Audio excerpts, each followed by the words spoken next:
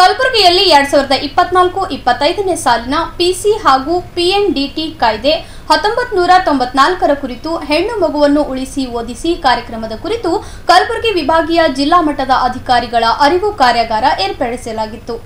ಜಿಲ್ಲಾಡಳಿತ, ಜಿಲ್ಲಾ ಪಂಚಾಯತ್, ಆರೋಗ್ಯ ಮತ್ತು ಕುಟುಂಬ ಕಲ್ಯಾಣ ಸೇವೆಗಳು, ಜಿಲ್ಲಾ ಸಕ್ಷಮ ಪ್ರಾಧಿಕಾರ ಪಿಸಿ ಮತ್ತು ಪಿಎನ್ಡಿಟಿ ಕೋಶ, ಜಿಲ್ಲಾ ಆರೋಗ್ಯ ಮತ್ತು ಕುಟುಂಬ ಕಲ್ಯಾಣ ಇಲಾಖೆ ಕಲಬುರಗಿ ಇವರುಗಳ ಸಂಯುಕ್ತಾಶ್ರಯದಲ್ಲಿ ನಗರದ ಹೊಸ ಜೆಸಿಪಿ ಹೋಟೆಲ್ನಲ್ಲಿ ಏರ್ಪಡಿಸಲಾಗಿದ್ದ ಕಾರ್ಯಾಗಾರವನ್ನು ಆರೋಗ್ಯ ಮತ್ತು ಕುಟುಂಬ ಕಲ್ಯಾಣ ಸೇವೆಗಳು ಸಹ ನಿರ್ದೇಶಕರಾದ ಶಂಕರಪ್ಪ ಮೈಲಾರಿ ಹಾಗೂ ಗಣ್ಯರು ಸಸಿಗೆ ನೀರುಣಿಸುವ ಮೂಲಕ ಕಾರ್ಯಕ್ರಮಕ್ಕೆ ಚಾಲನೆ ನೀಡಿದರು.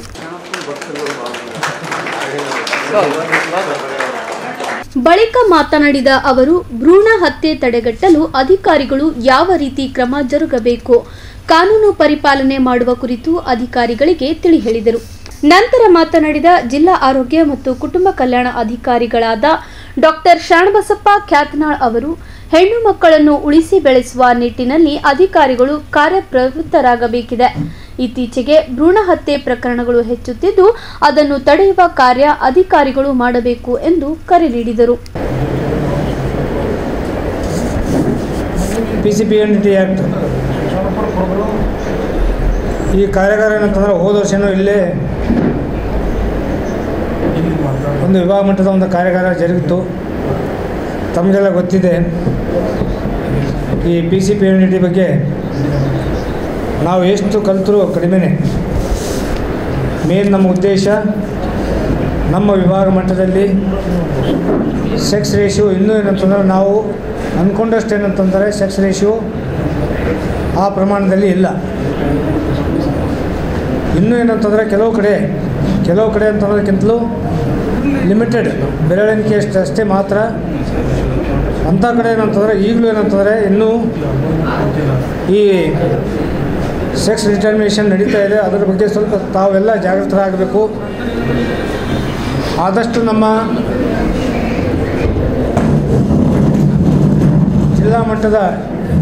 ಜಿಲ್ಲಾ ಮಟ್ಟದ ಏನು ಕಾರ್ಯಪಡೆ ಇದೆ, ಆ ಕಾರ್ಯಪಡೆ ಆ್ಯಕ್ಟಿವ್ ಆಗಿ ಏನಂತಾರೆ ಕೆಲಸ ಮಾಡಿದಾಗ ಮಾತ್ರ ಇದನ್ನು ನಾವು ತಡೆಗಟ್ಟಕ್ಕೆ ಸಾಧ್ಯ ಇದೆ.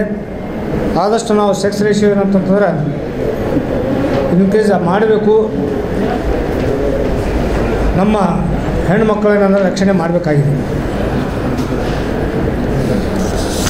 ಬೇರೆ ನಮ್ಮ ವಿಭಾಗ ಮಟ್ಟದ ಅಂದರೆ ನಮ್ಮ ವಿಭಾಗದಲ್ಲಿ ಇರ್ತಕ್ಕಂಥ 7 ಜಿಲ್ಲೆಗಳನ್ನು ನಾವು ಕಂಪೇರ್ ಮಾಡಿದಾಗ ಇನ್ನೂ ಏನಂತಂದರೆ ಯಾದಗಿರಿ ಜಿಲ್ಲೆ, ರಾಯಚೂರು ಜಿಲ್ಲೆಯಲ್ಲಿ ಈ ಸೆಕ್ಸ್ ರೇಷಿಯೋ ಏನಂತಂದರೆ ಇನ್ನೂ ಏನಂತಂದರೆ ಜಾಸ್ತಿ ಇದೆ. ಅದನ್ನು ನಾವು ಆದಷ್ಟು ಏನಂತಂತಂದರೆ ನಾವು ರಾಯಚೂರಿಂದ ಯಾರು ಬಂದಿದ್ರಿ? ರಾಯಚೂರಿಂದ ಅಂತಂದರೆ ನಮ್ಮದಿಂದ ಏನದ ಸ್ಟೇಟಸ್ ನಾವು ಅರ್ಥ ಮಾಡ್ತೀವಿ. ಅಂದರೆ ಅಲ್ಲಿ ಕಾನೂನು ಎಷ್ಟು ಸ್ಟ್ರಿಕ್ಟ್ ಅದ, ಇಲ್ಲಿ ಏನದ. ಸೊ ಅದಕ್ಕಾಗಿ ನಾನು ಎಲ್ಲರಿಗೂ ಮನವಿ ಮಾಡ್ಕೋತೀನಿ, ನಮ್ಮ ಪ್ರೈವೇಟ್ ಡಾಕ್ಟರ್ಸ್ ಆಗಲಿ, ನಮ್ಮ ಗೌರ್ಮೆಂಟ್ ಡಾಕ್ಟರ್ಸ್ ಆಗಲಿ, ಇದು ಒಂಥರ ಸ್ಪೈ ಥರ ಕೆಲಸ ಮಾಡಬೇಕು. ನಾವು ಪತ್ತೆದಾರಿ ಥರ ಕೆಲಸ ಮಾಡಬೇಕು. ಬರೀ ನಾವು ಹೋಗ್ತೀನಿ, ನೋಡ್ತೀನಿ, ಹೇಳ್ತೀನಿ, ಬರ್ತೀನಿ ಅಂತಲ್ಲ, ಫಾಲೋ ಅಪ್ ಆಗಬೇಕು. ಸ್ಟ್ರಿಂಜೆಂಟ್ ಆ್ಯಕ್ಷನ್ ಆಗಬೇಕು. ಯಾರಿಗೂ ಬೆಂಡ್ ಆಗೋದು ಬೇಡ. ಕಾನೂನಾತ್ಮಕ ನಾವು ಏನು ಚಲಾಯಿಸ್ಬೇಕು, ಮಾಡಲೇಬೇಕು ನಾವು. ಇಲ್ಲಾಂದರೆ ಎಲ್ಲಿ ಹೋಗ್ತೀವಿ ನೋಡಿ ನಾವು ಮುಂದಿನ ದಿನದಾಗ. ಈಗ ಆಲ್ರೆಡಿ ಲಿಂಗ ತಾರತಮ್ಯ ಅದ, ಎಲ್ಲರಿಗೂ ಗೊತ್ತದ. ನಮಗೊಂದು ಜವಾಬ್ದಾರಿ ಇದು ಮಾಡಬೇಕಂತ. ಕಾನೂನು ಅನುಷ್ಠಾನ ಆಗಲೇಬೇಕು. ತಾಲೂಕು ಆರೋಗ್ಯದ ನಾವು ಮನವಿ ಮಾಡೋದಿದೆ. ಅದಕ್ಕಾಗಿ ನಿಮ್ಗೆ ಕರೆಸಿದ್ದು. ನಿಮ್ಮ ಹಂತದಾಗ ನೀವು ರೇಡಿಯಾಲಜಿದು ಯಾವ ಅದಾವ, ಸ್ಕ್ಯಾನಿಂಗ್ ಸೆಂಟರ್ಸ್ ಅವ, ಗೈನೆಕ್ದವ್ರದ್ದು ಮಾಡ್ತಾ ಇರ್ತಾರೆ. ಎಲ್ಲ ಕಡೆಗೂ ಹೋಗಬೇಕು, ವಿಸಿಟ್ ಮಾಡಬೇಕು. ನೀವು ಬರೀ KPME ನೋಡ್ತಾ ಇದ್ದೀರಿ, ದಯವಿಟ್ಟು ಅರ್ಥ ಮಾಡ್ಕೊಳ್ರಿ. ತಾಲೂಕಾ ಮಟ್ಟದಾಗ ತಾವು ಅಷ್ಟೇ ಜವಾಬ್ದಾರಿ.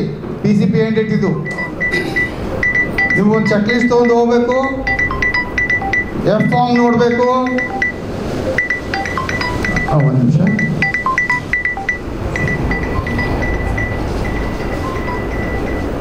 ಎಲ್ಲರೂ ಸ್ಟ್ರಿಕ್ಟಾಗಿ ಇದು ರೂಲ್ಸ್ ಫಾಲೋ ಮಾಡಬೇಕು.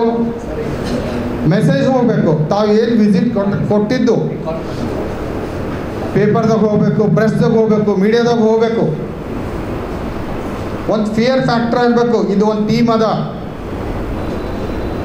ಡಿಸ್ಟಿಕ್ ಮಾನಿಟರಿಂಗ್ ಕಮಿಟಿ ಒಂದದ, ಡಿಸ್ಟಿಕ್ ಅಡ್ವೈಸರಿ ಕಮಿಟಿ ಅದ. ಆ ತಂಡ ಅಟ್ಲೀಸ್ಟ್ ಅಡ್ವೈಸರಿ ಕಮಿಟಿ ತಿಂಗಳಿಗೆ ಒಂದು ಮೀಟಿಂಗ್ ಆಗಬೇಕು.